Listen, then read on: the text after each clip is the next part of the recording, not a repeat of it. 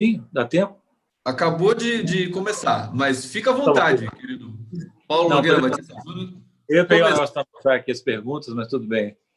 Você Tudo quer? bem. Então, qualquer coisa, daqui a pouco a gente vai lá, a gente faz uma pausa para um café e tal, a gente faz Não, não precisa, não nossa- precisa, não. a nossa Vamos transmissão. Deixa eu monitorar, ver se está tudo certinho aqui.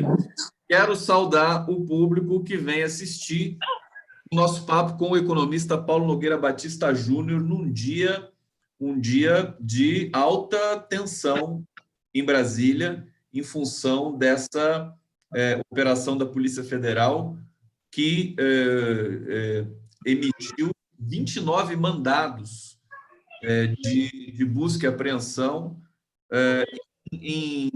com relação a pessoas ligadas ao bolsonarismo, a essa indústria de fake news. Tem uma escalada retórica muito forte, tem muita coisa que subsidia esse momento de hoje. Paulo, queria que você comentasse. Na verdade, nós vamos falar disso com mais vagar adiante, mas eu quero primeiramente saudar você e te perguntar, porque nós tivemos aí uns 4 dias de muita tensão, com divulgação de vídeo, declaração de General Heleno. Como é que você está vendo o país? Faz o seu preâmbulo para a gente daqui a pouco entrar nos temas galvanizantes do dia.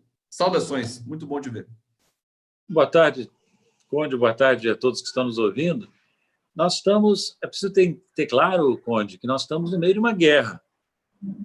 Uma guerra onde o governo está lutando pela sobrevivência, tem muitos instrumentos na mão, não diria que está agonizando, mas está enfrentando dificuldades crescentes e uma oposição muito forte, né? Ontem nós tivemos a operação contra o Witzel, saudada pelo presidente da República. Hoje nós temos a operação contra a rede de fake news e as milícias digitais bolsonaristas, que vão causar problemas e podem chegar na família do presidente, podem chegar na forma como o Bolsonaro se elegeu em 2018. Acho que deu uma pequena congelada no vídeo Vai contar um aspecto Paulo, crucial de notícias falsas, desculpa, Paulo. insultos de ameaças. Né? Deixa eu só te pedir, porque deu uma pequena oscilação no sinal e a gente perdeu aí os últimos 20 segundos da sua fala. Se puder reformular. Bem, só para dizer que nós estamos, então, né, nessa guerra, vai ter um dia vai ser o tiroteio de um lado, outro dia do outro, né? E o que está em jogo é o futuro do Brasil, né? Porque nós temos um governo altamente problemático, com a família do presidente envolvida aparentemente em coisas gravíssimas, uma rede de milícias digitais e presenciais, intimidando a imprensa, espalhando notícia falsa, ameaçando o Supremo. Né? Então, é uma situação gravíssima que nós estamos vivendo, mas é positivo ver que as coisas estão acontecendo, as apurações estão sendo feitas, inquéritos estão sendo levados adiante. Né?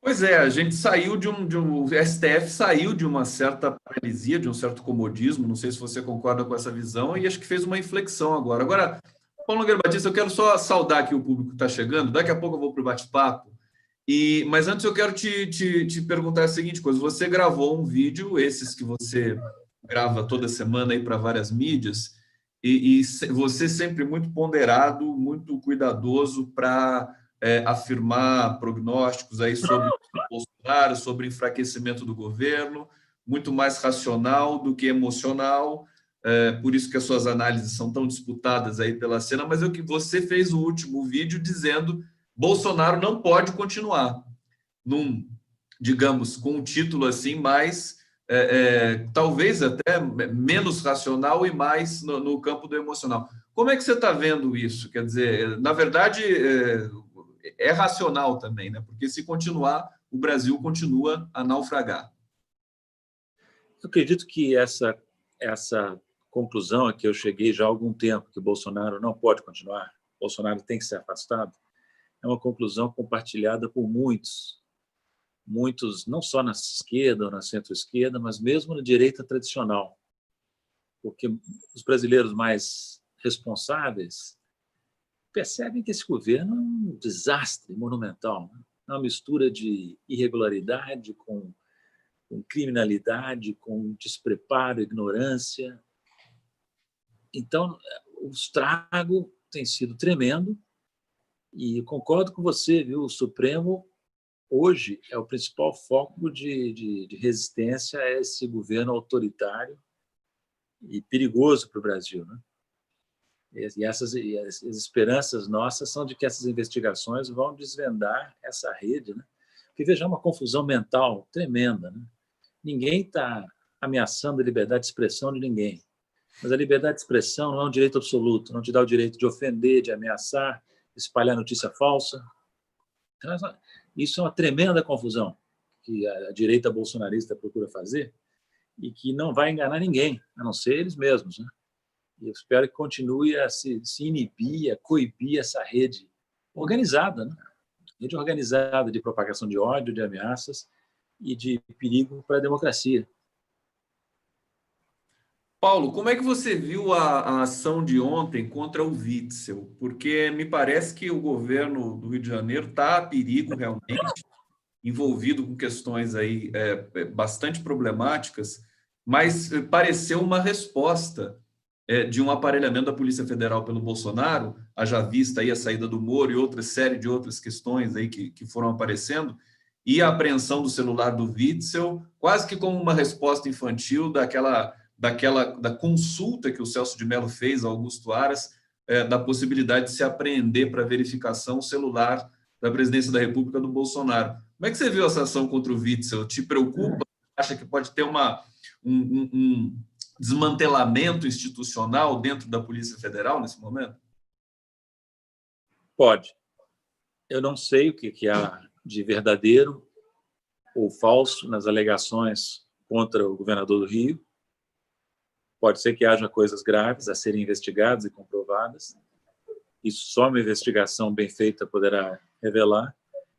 Mas há uma preocupação, sim, porque é uma investida contra um adversário, um ex-aliado do presidente, um ex-bolsonarista que se tornou anti-bolsonarista, né? É uma investida que você tem que juntar essa notícia de ontem, com a notícia que saiu também ontem, se não me engano, de que o governo, a Polícia Federal, promoveu uma série de modificações num número enorme de posições no Brasil. O que preocupa, porque parece comprovar o que nós já suspeitávamos, que existe uma tentativa deliberada do presidente da República de estabelecer um controle sobre a Polícia Federal e transformá-la num instrumento dele. Não é a função da Polícia Federal ser instrumento político de ninguém. Não é? O presidente pode dar as diretrizes, tem direito de nomear, mas não pode usar a Polícia Federal como instrumento pessoal, instrumento político pessoal, para perseguir adversário, para interromper investigações contra seus aliados, contra seus familiares. E é esse o risco que nós estamos correndo. O ataque ao Witzel, no Rio de Janeiro, com a notícia de que houve uma reformulação geral dos quadros da Polícia Federal, atingindo dezenas e dezenas de posições. Não é? Então, é muito preocupante o que está acontecendo. O governo, por isso que eu digo, o governo está, não se pode dizer que o governo está no fim da linha. O governo está se debatendo perigosamente contra o risco de cair. Risco que se mostrou relevante depois que a pandemia escancarou a incompetência do governo para governar. Mas não acabou ainda e está lutando para não acabar. Pode sobreviver. Não acabou ainda, mas eu vou lembrar uma reflexão do Jamil Chad, jornalista brasileiro locado em Genebra. Ele disse que a divulgação daquele vídeo, né, faria, em países, digamos, em metade dos países do mundo, faria o ministério cair, na outra metade faria o presidente cair. Evidentemente, ele fez uma certa brincadeira aí, mas o que eu proponho é o seguinte, quer dizer, o governo ainda está forte pelas condições absolutamente inusitadas da cena política brasileira, né, Paulo? Que em condições normais... Eu não sei, eu procuro entender o que está acontecendo, nós todos temos muita dificuldade de entender o que está acontecendo. Né? É muito difícil. Cada dia uma notícia nova, difícil de interpretar, complexa, muita cortina de fumaça, jogo de cena, né? Mas eu não, acho que tem dois extremos. Se, por exemplo, Gustavo, pensa bem, a esquerda está muito dividida, centro-esquerda, digamos assim, muito dividida sobre como avaliar a posição do governo. Há quem julgue que o governo está acabando e há os que julgam que o governo está se fortalecendo e prestes a dar um golpe de algum tipo, né? Eu acho que nenhum dos dois extremos é verdadeiro. Nós temos um governo que se enfraqueceu nos últimos meses, já não pode se dizer que é um governo forte, um governo que sofreu um desgaste muito grande, desgaste esse provocado pela absoluta incompetência do governo. Um governo completamente incompetente. O pior governo que nós tivemos, volto a dizer. Aquele vídeo apenas demonstrou o que nós supunhamos. Aquilo ali não é uma reunião ministerial. O que é aquilo, meu Deus? Ô Paulo, desculpa te interromper. Ninguém, Deixa eu te perguntar. Você como, enfim, circulou, enfim, em vários momentos da política brasileira, trabalhou para o governo, professor, universidade, teve no FMI, no Banco dos BRICS. Qual foi o nível de choque que você teve quando assistiu aquilo ali?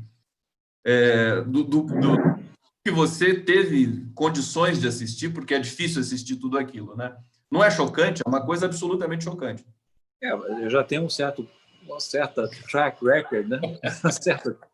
uma certa experiência de reuniões oficiais, e nunca na minha vida inteira presenciei algo remotamente semelhante àquele bando, outra palavra, aquele bando de irresponsáveis falando barbaridades numa reunião oficial no Palácio Planalto.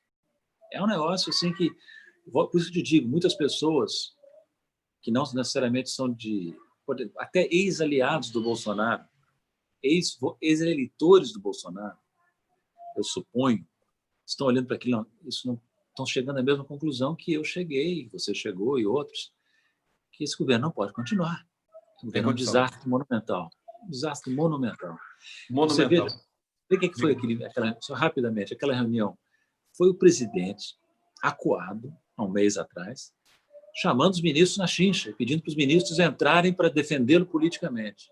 Aí os ministros, para bajular o presidente desvairado, saíram falando as suas barbaridades, cada um pior que o outro, né? O Paulo Guedes, o Weintraub, o Salles, a Damares, até o ministro da Infraestrutura, que diziam que era um sujeito razoável, teve o desplante de comparar Bolsonaro a Churchill e Roosevelt. As pessoas não têm vergonha, não? Isso é uma vergonha, sabe? Isso não foi muito ressaltado nos comentários, mas teve até esse lance grotesco de um ministro que era considerado como exceção se rebaixar, a bajular o presidente dessa maneira descarada. Então, isso não é governo de jeito nenhum. Tá? Então, nós temos que trabalhar todos, na medida do possível, que tenham alguma influência para preparar o país para mudar esse governo. Porque com isso não vai ser possível. Paulo Nogueira Batista Júnior aqui no canal do Conde, com retransmissão para a TV 247. Deixa eu voltar aqui para o bate-papo. André Fontinelli dizendo a que ponto, perguntando a que ponto chegamos. Um pouquinho para o público. Obrigado pela presença. Rosana Brito, motivos para cair não faltam. Aqui o pessoal está lembrando que o Aras pediu para bloquear essa operação do STF, né? Pede a Fachin que suspenda inquérito das fake news e diz que PGR foi surpreendido. Agora, daí a ser, digamos, suspendido é outra história, né? Ele pediu, vamos ver o que vai acontecer.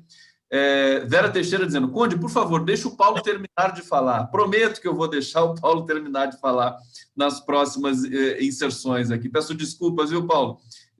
Às vezes eu tenho que... Enfim, é mais forte do que eu. Não, você tem que interromper, senão a gente fica falando demais, vira uma preleção, é mais um bate-papo que a gente está fazendo. Pode interromper. Valeu, querido. Olha aqui, Samuel Quintana de Souza, Alexandre de Moraes bloqueou as redes sociais de bolsonaristas. Até agora são afirmações aqui. Olha só, Ezequias Honorato pergunta para você, Paulo. Paulo, você não acha inadmissível, do ponto de vista democrático, o que a Sarah Winter falou em vídeo para o Moraes? Perderam o pudor de vez. Não sei se você viu esse vídeo, Paulo, dessa militante aí do bolsonarista. Você chegou a ver isso? Eu vi os resumos em algumas notícias. Uhum. É uma desvariada, né? Não, inacreditável, ameaçando o ministro. Isso é um abuso da liberdade de expressão, não pode. Liberdade de expressão não te dá o direito de ameaçar, não te dá o direito de injuriar, não te dá o direito de caluniar pessoas, quaisquer pessoas, ainda mais o ministro Supremo, porque ao você atingir sem base, sem prova, um ministro Supremo, você está atingindo uma instituição fundamental da democracia. Então, pessoas como essa têm que ser responsabilizadas, não podem ficar impunes. Perfeitamente.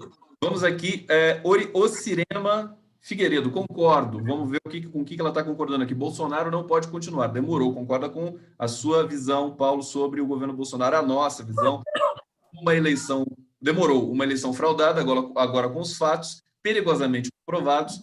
Fora Bolsonaro, todos os oportunistas. E mais um comentário antes da gente voltar para o papo. Felipe Oliveira dizendo, depois que o Ciro Gomes chamou o 247 DCM de gabinete do ódio da esquerda, depois dessa operação, fico preocupado de isso ser apenas uma cortina de fumaça para depois atacar os canais progressistas. Eu queria... obrigado pelo comentário aqui, mas eu queria perguntar para você, Paulo, essa operação do Witzel poderia dar a impressão, essa operação de ontem, né, que o Bolsonaro teria aparelhado toda a Polícia Federal, já teria colocado todos os seus tentáculos ali, mas hoje veio essa resposta muito surpreendente, com essa operação que mexeu com as estruturas aí, pegando pessoas, o Luciano Hang, por exemplo, Roberto Jefferson, um dos líderes de um partido que está ali no Centrão, fazendo negociatas e negociações intensas com os militares, a ala militar do governo. É um quadro político agora que fez uma curva muito forte, né? Um momento de alguém ter de articular aquilo e tudo ainda reverberando essa reunião que chocou o país inteiro. Como é que você vê? Comenta mais um pouco essa questão da operação da polícia dos possíveis desdobramentos que a gente pode ter. É uma confrontação, né? Uma confrontação com pedaços do bolsonarismo, né? Com os propagadores de fake news e de ameaças, com os financiadores desses mecanismos, né? Entre eles esse empresário Luciano Hang, né? Quebrou-se o sigilo bancário e fiscal desses empresários. O inquérito retroage a 2018, portanto, pega o período das eleições, né? Então, você vê que há no Supremo uma determinação, em alguns ministros do Supremo, Alexandre de Moraes, notadamente, a determinação de fazer face a uma ameaça que existe contra as instituições democráticas no país, né?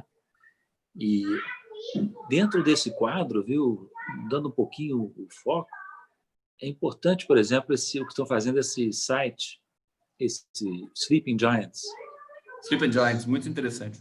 Muito interessante, né? Está repercutindo muito e está afetando uma fonte de financiamento esses esquemas de propagação de notícias falsas, né? Foi muito importante, por exemplo, que o Banco do Brasil, alertado, no primeiro momento recuou do financiamento de um site ligado ao bolsonarismo, foi obrigado pelo filho do presidente a voltar a anunciar ali e o Tribunal de Contas mandou suspender, né? Então, você vê que tem gente dentro do aparato estatal brasileiro atuando para preservar as instituições brasileiras contra esse ataque selvagem de extrema-direita que está ocorrendo no país. Agora, Paulo, você disse uma coisa importante, que é um pouco ainda esse comportamento estranho da oposição. A gente também entende que existe um trauma, que existe uma série de coisas, mas o que você diria nesse momento? Ontem teve uma vitória muito grande da oposição no Congresso. Eles estão tendo várias vitórias, inclusive seguidas. A Lei Aldir Blanc, para ter um financiamento para os artistas que estão tendo problemas com a quarentena, né? Que é um setor muito afetado pela quarentena, não tão impossibilitados de trabalhar. E são várias dimensões ali que eles estão logrando êxito no Congresso. Agora, o comportamento político, né, disperso pelo país, prestes a uma eleição municipal, ainda me parece também um pouco estranho. Como é que você vê essa engrenagem nesse momento de alta tensão, né? Olha, eu não quero fazer uma avaliação da esquerda, porque eu não estou tão informado sobre as várias iniciativas que os vários segmentos da esquerda estão tomando. Uma coisa que eu já disse, eu acho que aqui, é que é importante não julgar a esquerda pela presença que ela tem nos meios de comunicação, porque a atuação da esquerda é deliberadamente diminuída, não é? Mas talvez a nossa esquerda não esteja acostumada com o tipo de desafio que está sendo posto a ela agora, não é? Porque nós estamos lidando com uma ameaça à democracia, coisa que não se via desde os anos 60, né? Não é? Ou desde a democratização. Nunca se viu isso, não é? A esquerda que nós temos é uma esquerda acostumada a operar dentro da institucionalidade, disputar eleições, debate público, né? E agora nós estamos lidando com uma corja de violentos, né? Não necessariamente predominantes, não necessariamente hegemônicos, precisam ser enfrentados, mas não com os métodos que a esquerda se acostumou a utilizar, talvez, né? Mas quem sou eu para dizer isso? Eu não tenho lições a dar a ninguém, sabe?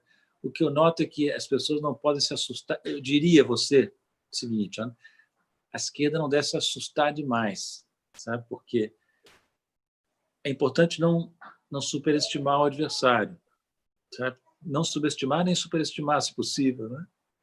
E esse adversário, como você notou muito bem, tem sofrido uma série de derrotas no Congresso, algumas delas lideradas pela esquerda, e no Supremo, e no Judiciário.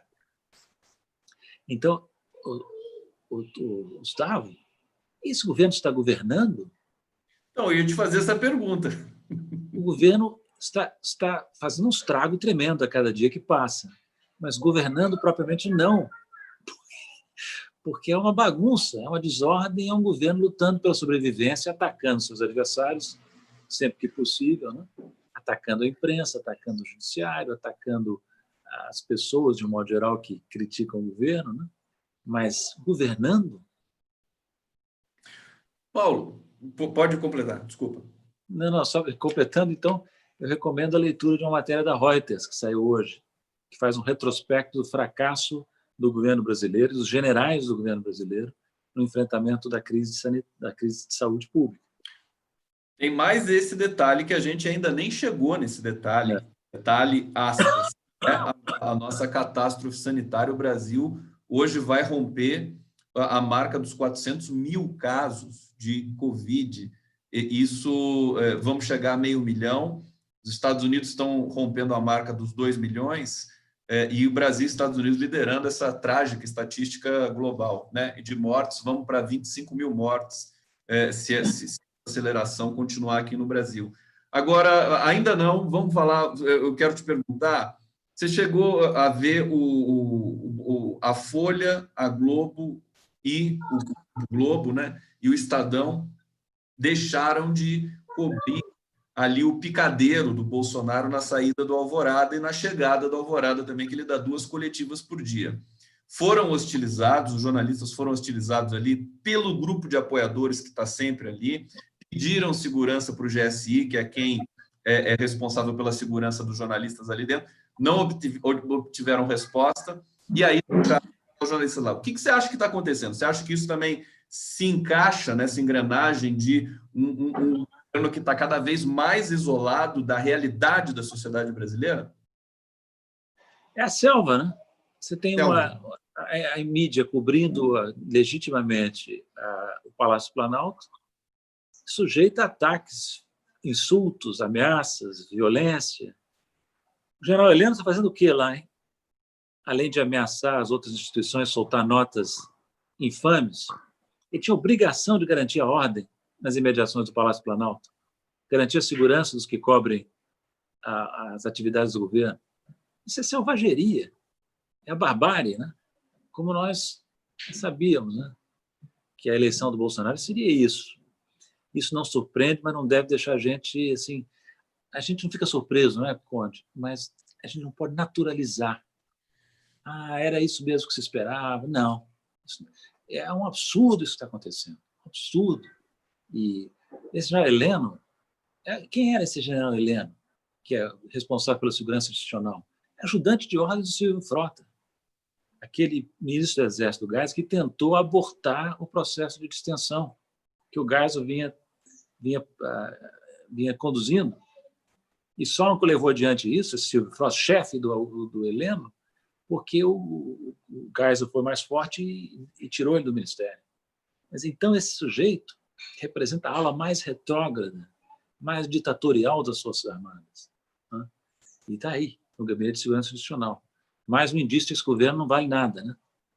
Perfeito. Agora, é impressionante como esse militarismo, a política militar, o Brasil tem uma cultura, né, de militarismo que é muito... eu estava adormecido, porque eu sou de uma geração que não viveu concretamente essa atuação dos militares no comando do país. Já vim no processo de redemocratização. Eu achei que isso estava enterrado, mas não estava, né, Paulo?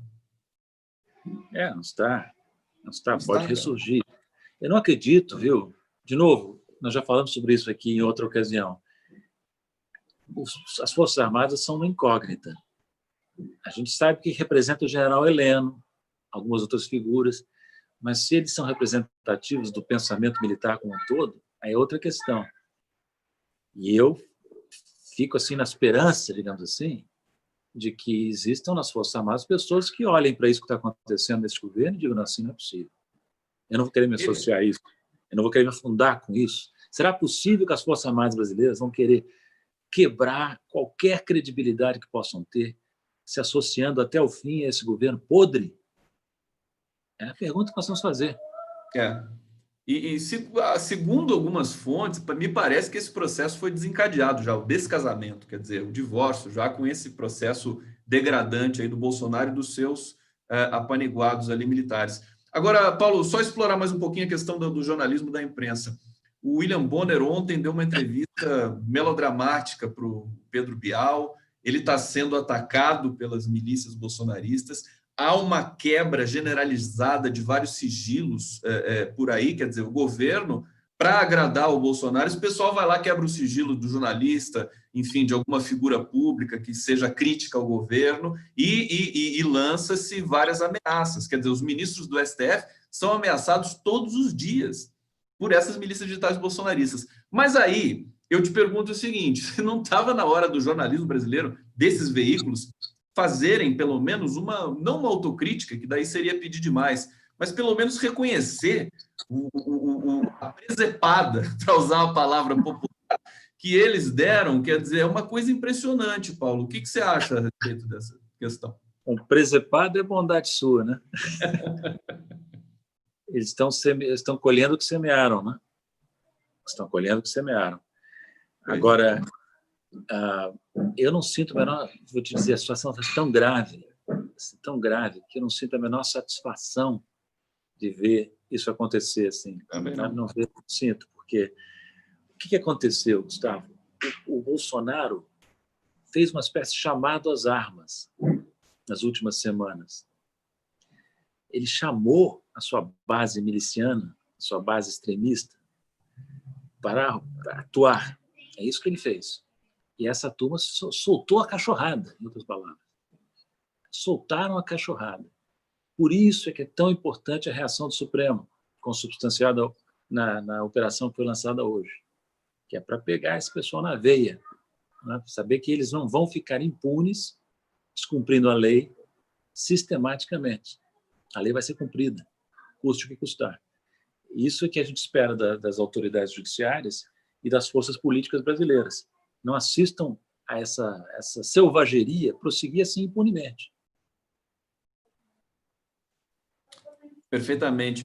Paulo, eu tenho uma mensagem aqui que chegou dizendo que a resposta do STF ao Aras já saiu, Andréa Fontinelli, mas eu não consegui encontrar aqui. Moraes, ela está dizendo, Moraes incluiu o período da eleição e quebra de sigilo. Talvez não seja essa a resposta ainda para o pedido de suspensão que o Aras fez ao STF. O William Bonner, nessa entrevista para o Bial, indiretamente, ele quase que pede desculpa ao PT, porque ele diz assim, em 2006, eu podia sair na rua, eu podia transmitir o Jornal Nacional de uma localidade aberta. Agora ele não pode ir numa padaria, não pode ir num shopping, não pode ir em lugar nenhum. Quer dizer, é uma situação... O Brasil foi levado para uma situação de conflagração explícita. E aí eu quero... vamos trazer a questão da Covid no Brasil, quer dizer, e tentar falar, se é possível, né, das consequências que nós vamos ter na economia, porque a economia, aquele dilema proteger a economia ou proteger vidas? É um falso dilema, evidentemente, porque as coisas estão interligadas. Mas tem de se tomar um cuidado muito grande para falar de economia, para não parecer que estamos sendo desumanizados, digamos assim, porque a economia vai incidir em perdas humanas também, se ela não voltar a ter uma engrenagem minimamente consistente. E nesse pé, como é que você vê o Brasil nesse momento? Quer dizer, está sem ministro, o Paulo Guedes naquela reunião, a gente percebe que ele não tem a menor noção do que está acontecendo no Brasil. Uma matéria recente dizendo que o real é uma moeda tóxica. Queria que você comentasse sobre isso, porque é a moeda que mais desvalorizou entre os emergentes, acho que entre as grandes economias. O que espera a gente no momento de retomada das ações e de um curso, digamos, da democracia brasileira, do debate público? Paulo? Bom, sobre a crise de saúde pública, você já deu algumas informações importantes, né? A situação econômica, para dar umas pinceladas rápidas, nós temos provavelmente a maior queda do PIB da história brasileira acontecendo neste ano. Já se estima que ela possa chegar a 6% neste ano, ou mais. Há previsões piores, né? O desemprego, ontem mesmo, hoje mesmo, saiu o dado da queda do emprego formal em abril, que foi abismal, uma redução abrupta do número de empregados formais, a apuração mensal que é feita pelo Cadastro, né, Geral de Empregos, de Empregados e Desempregados, saiu hoje ou ontem. Uma informação muito preocupante, né? Você não tem nenhuma perspectiva de organização da economia. O ministro da Economia se mostra totalmente despreparado para o cargo, né? O Banco Central ainda tem atuado de maneira razoável, né, numa situação difícil. Porque o que aconteceu? Por que o real tem sido moeda tóxica? Acho exagero. Porque o real tem uma grande vantagem, sabe, Gustavo? O real tem a vantagem das reservas acumuladas no período Lula-Dilma, o que torna a posição brasileira melhor neste particular, cambial, do que, por exemplo, a posição argentina ou da Turquia, outros emergentes que entraram na crise com reservas muito mais baixas. Graças à herança positiva que os governos Lula e Dilma deixaram para os posteriores, o governo pôde gastar 50 bilhões de dólares nos últimos 9 meses, 10 meses, e ainda tem 340 bilhões de dólares de reservas internacionais. E nós temos um regime de câmbio flutuante que permite absorver parte da pressão cambial na taxa de câmbio. E a depreciação não é necessariamente ruim, sabe? Ela tem vantagens que eu exploro num artigo que vai sair na Carta Capital na sexta-feira. Ela favorece exportações, favorece setores que concorrem com importações, favorece o ajuste das contas externas, favorece um pouco o nível de atividade, melhora as contas públicas, porque o setor público é credor líquido em moeda estrangeira, e não traz, no momento, nenhuma ameaça de inflação, porque o risco maior hoje, na minha opinião, é de deflação e não de inflação.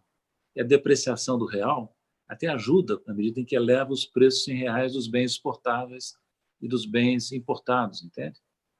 Então, nós temos trunfos. O problema qual é? O problema é que o Brasil sofre uma crise de confiança, que é interna e externa. Ou você não acha que os investidores olham para o Brasil abismados com esse governo? Abismados. Eles pensam, eu vou deixar meu dinheiro aí? O Banco Central baixou juros no Brasil desde meados do ano passado, consideravelmente. Então, aquele atrativo antigo, que era o diferencial muito grande entre os juros brasileiros e os juros internacionais, diminuiu muito. Então, se você olha para o diferencial de juros muito menor, eu estou vendo que esse governo aí não tem organização, não tem base política, não tem articulação, não tem ideia do que está fazendo, não tem ideia do que fazer com a pandemia, eu não fico. Então, a pressão sobre o Banco Central brasileiro é forte e tem sido administrada até agora com sucesso. Se nós tivéssemos entrado na crise com o nível de reservas da Argentina, nós já estávamos quebrados, recorrendo ao Fundo Monetário Internacional. Só por isso é que o Brasil ainda tem uma margem de manobra no que diz respeito ao setor externo, que o Banco Central tem enfrentado com combinação de utilização de reservas e permissão de queda do câmbio, né? Ou seja, você está dizendo que o Banco Central, mesmo sob o Banco Central está produzindo algum tipo de mecanismo de defesa Ele está utilizando os mecanismos existentes, sabe, que ele herdou reservas, flexibilidade cambial, derivativos cambiais, que é outro mecanismo que ele pode usar para intervir no mercado, preservando o nível de reservas, né? Então, todos os mecanismos que foram construídos pelo Brasil ao longo dos anos estão aí, estão sendo usados. Mas estão sendo usados em condições muito adversas, porque a tecnocracia brasileira tem que operar contra uma onda de desconfiança permanentemente alimentada pelo governo, pelo presidente da República. É isso que me faz dizer, entre várias outras coisas, que o presidente não pode continuar. Não pode continuar. Paulo, vamos fazer o bloco final, já estourando um pouquinho o tempo. Quero aqui agradecer todo mundo. Ana Calabria dizendo aqui, comentando, quero saudar vocês. Deixa eu ver se tem alguma questão aqui para o Paulo. Geisa Costa Meirelles, aqui de Porto Alegre, assistindo o nosso programa. Samuel Quintana de Souza, muito interessante sua análise, Paulo, como sempre, né? Cleonice Amorim, governo Bolsonaro, governo da mamata, da rachadinha. Eu quero fazer a merchan aqui, vou falar para as pessoas se inscreverem no canal do Paulo Nogueira Batista Júnior, no YouTube, também no canal do Conde aqui, você que está assistindo, você que não está sempre aqui, nosso público é muito cativo, mas ele vai crescendo. Então, para você que está chegando, está conhecendo agora essa transmissão, só clicar ali, inscrever no canal. Já me cobraram aqui, monetiza o seu canal, Conde. Eu acho que eu vou continuar sem monetizar até mais um tempo. Vou esperar chegar a 30 mil, quem sabe daí eu faça tudo bonitinho. Estou sendo um pouco desorganizado com isso, mas o importante é o conteúdo que a gente vai gerando aqui até esse momento. E pedir também para o pessoal conhecer o Twitter do Paulo Nogueira Batista Júnior e as suas múltiplas contribuições aí para toda a cena digital nesse momento, né, Paulo? O que você está aprontando agora? Tem um texto para a Carta Capital, depois vai ter o artigo sindicalizado, é um vídeo por semana que você está fazendo ou mais? Fala para a gente. Eu estou fazendo um vídeo por semana. Por enquanto, tem assunto, né?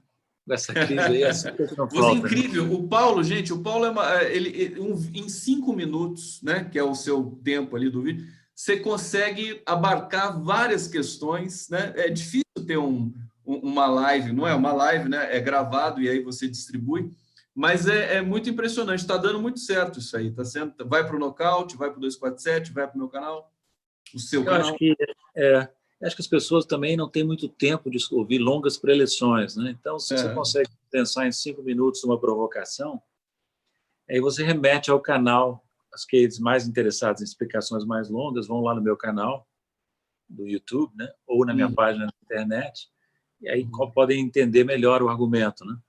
É mais uma maneira de provocar a reflexão, estimular as pessoas a buscarem opiniões e avaliações, né? Provocação. Paulo Nogueira Batista Júnior, eu queria terminar o programa um pouco levantar, dar um pouco de esperança, porque as pessoas estão em quarentena, uma meia quarentena, que causa muita angústia nas pessoas também. A gente vai ter muito desafio pela frente, não só político, mas também de saúde mental, de saúde do corpo, porque as pessoas passam a ficar mais sedentárias. Então, tem um desafio muito grande. Precisava de gente competente, né, para esse day after aí, de Bolsonaro e de coronavírus. Mas eu fico pensando, 2 perguntas que eu quero fazer para você. O Barroso acabou de assumir o TSE, o ministro Luiz Roberto Barroso do STF. Ele já disse que vai colocar em pauta a questão da anulação da chapa Bolsonaro-Mourão em 2018. Eu vejo isso como um prenúncio de que as coisas, não que ele vá fazer isso concretamente ou que se vão anular as eleições, mas é um prenúncio. A gente não pode duvidar de nada, nem da parte positiva para a democracia. E a outra questão é com relação a esse day after propriamente dito, tanto na economia quanto no tecido social do país.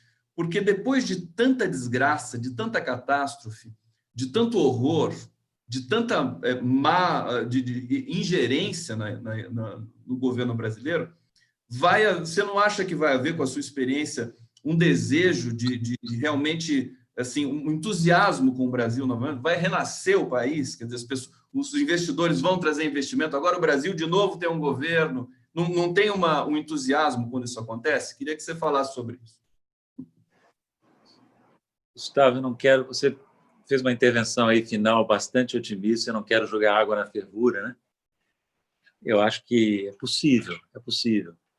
É possível que haja base para anular as eleições e caçar a chapa, fazer novas eleições, seria, no meu entender, o ideal, né? Mas vamos ver se haverá condições técnicas e políticas para isso, políticas sobretudo, né? E quanto ao day after, o day after não vai ser fácil, viu? Porque o tamanho do estrago que se produziu naquela crise no final da Dilma, lembra? Já ali. Depois, no governo Temer. Agora, nesse governo desastroso. Já são vários anos, nós estamos há 4 anos destruindo as condições de funcionamento do país, da máquina pública, da cultura, da educação. Então, o day after vai ser muito difícil, né? Mas o alívio que tomará conta de nós, dos nossos interlocutores no exterior, não mais ter que lidar com essa córnea, não quero insultar ninguém, mas já usei uma palavra forte, vai ser muito grande, vai poder dar um ânimo para a gente começar a fazer o trabalho de reconstrução, sobretudo para os mais jovens que têm uma vida pela frente, que tem que garantir que o nosso país possa de novo ser um país digno de respeito e simpatia, né? Grande Paulo Nogueira Batista Júnior, obrigado mais uma vez por esse papo aqui no canal do Conde. O pessoal aqui está agradecendo. Paulo Nogueira Batista, você é um ícone para nós. Ana Calabria dizendo aqui, te elogiando. Vera dizendo, parabéns, Paulo e Conde, pelo trabalho excelente. Aliás, como sempre, que bom ver pessoas inteligentes analisando a situação do Brasil de maneira competente. E a Rosane Alves dizendo aqui, vamos dar likes, pessoal, vamos dar likes, vamos compartilhar, vamos divulgar. E Paulo, vamos ficar de olho nessa situação toda que tá em processo acelerado agora e a gente conversa. De repente, fazemos uma live de emergência aí nesse meio tempo. Tá bom. Um abraço, viu? Um abraço grande. Tchau.